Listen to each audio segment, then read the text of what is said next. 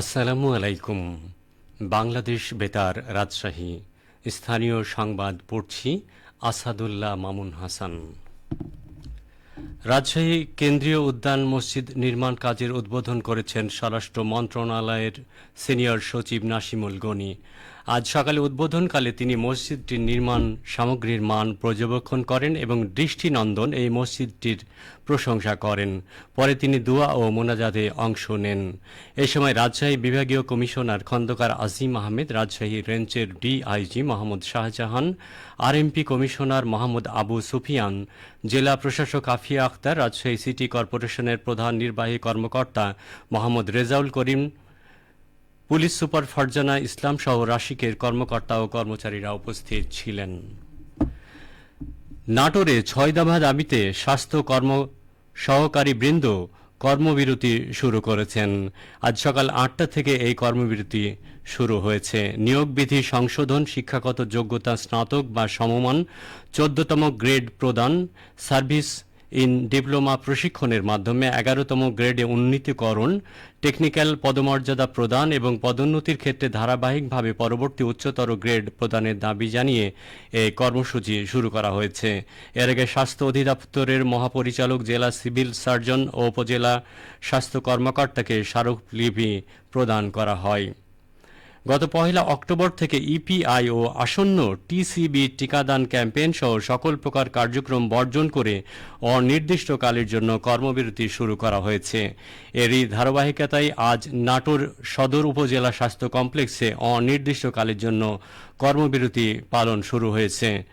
কর্মসূচিতে উপস্থিত ছিলেন Bangladesh health assistant association Natore জেলা শাখার সাধারণ সম্পাদক মোহাম্মদ ইব্রাহিম হোসেন, সহ সভাপতি রিনা খাতুন ও উপজেলা শাখার সভাপতি শাহ আলম। দারিদ্র্য বিমোচন ও মানব উন্নয়নের লক্ষ্যে জীবিকা উন্নয়ন কেন্দ্র পবা প্রকল্পের অধীনে দ্বিতীয় জাকাত তহবিল হস্তান্তর করা হয়েছে। আজ বেলা ১১টায় পবার ভেড়ামারায় এই জাকাত তহবিল হস্তান্তর করা হয়। সেন্টার ফর জাকাত ম্যানেজমেন্ট প্রতিষ্ঠা লগ্ন থেকে এই পর্যন্ত মোট ৭১টি জীবনমান উন্নয়ন কর্মসূচি বাস্তবায়নের মাধ্যমে দারিদ্র জনগোষ্ঠীর জীবনমান উন্নয়নে অবদান রেখে চলেছে।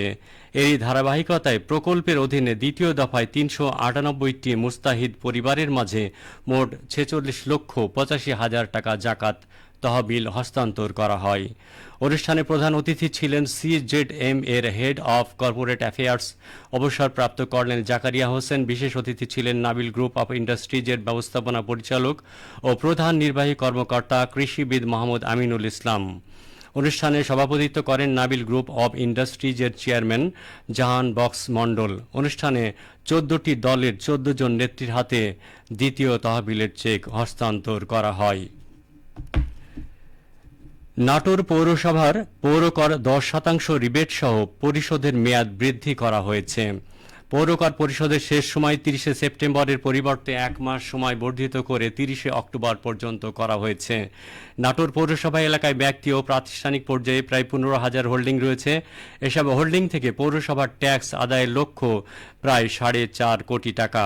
নাটোর পৌরসভার প্রশাসক স্থানীয় সরকার বিভাগের ভারপ্রাপ্ত উপপরিচালক মোহাম্মদ আবুল হায়াত জানান, পৌর নাগরিক এবং প্রতিষ্ঠানের সুবিধার কথা বিবেচনা করে রিবেট সহ পৌর কর পরিশোধের সময়সীমা ১ মাস বর্ধিত করা হয়েছে। এ সংক্রান্ত প্রচারণা কার্যক্রম পরিচালনা করা হচ্ছে। মা ইলিশের সুরক্ষা প্রদানের লক্ষ্যে নাটোর সহ সারা দেশে ইলিশ সংরক্ষণ অভিযান আজ থেকে শুরু হয়েছে। এই কর্মসূচির আওতায় ২৫ অক্টোবর পর্যন্ত ২২ দিন ইলিশ আহরণ, পরিবহন, মজুত, বাজারজাতকরণ, ক্রয় বিক্রয় ও বিনিময় সম্পূর্ণ নিষিদ্ধ ও দণ্ডনীয় অপরাধ। এই কার্যক্রমে জড়িত ব্যক্তিদের ২ বছরের সশ্রম কারাদণ্ড অথবা ৫ লক্ষ টাকা জরিমানা প্রদান করা যাবে। জেলা মৎস্য কর্মকর্তা মোহাম্মদ ওমর আলী জানান, মা ইলিশের সুরক্ষা প্রদানের লক্ষ্যে পদ্মা নদীর ১৫ কিলোমিটার এলাকা এবং হাট বাজার কঠোর নজরদারির আওতায় থাকবে। প্রয়োজনে ভ্রাম্যমাণ আদালত অভিযান পরিচালনা করবে। সাংবাদিক ইউনিয়ন বগুড়ার সার্বিক ব্যবস্থাপনায় বগুড়ায় শুরু হয়েছে মাসব্যাপী ক্ষুদ্র ও কুটির শিল্প মেলা। গতকাল মোহাম্মদ আলী হাসপাতাল সংলগ্ন মাঠে আনুষ্ঠানিকভাবে মেলার উদ্বোধন করেন বগুড়া প্রেস ক্লাবের সভাপতি রেজাউল হাসান রানু। সাংবাদিক ইউনিয়ন বগুড়ার সভাপতি গণেশ দাসের সভাপতিত্বে উদ্বোধনী অনুষ্ঠানে উপস্থিত ছিলেন সাংবাদিক ইউনিয়ন বগুড়ার সহ সভাপতি আব্দুস সাত্তার ও সাধারণ সম্পাদক এস এম আবু সাইদ। সবশেষে আবহাওয়া। আজ রাজশাহীতে সর্বোচ্চ তাপমাত্রা ছিল 33 ডিগ্রি এবং সর্বনিম্ন 25 ডিগ্রি সেলসিয়াস।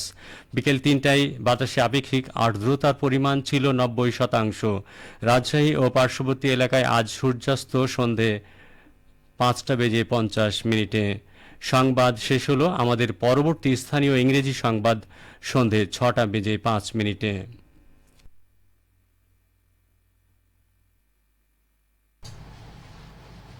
বাংলাদেশ বেতার, রাজশাহী।